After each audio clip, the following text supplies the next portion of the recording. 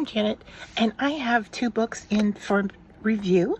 There are actually 3 in the series, and they are all about fiber arts and puzzles.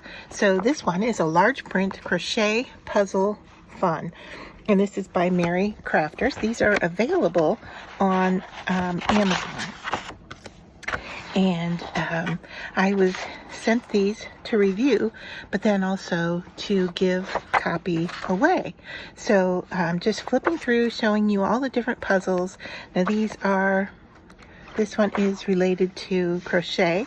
I believe there was one that was related to knitting, if I'm not wrong. And then this one is 100 plus large print word search puzzles for yarn lovers.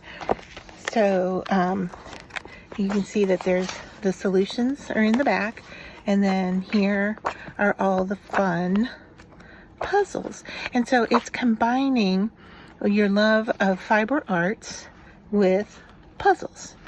And so each puzzle is themed with something to do with fiber arts. And in this case, it could be anything fiber arts.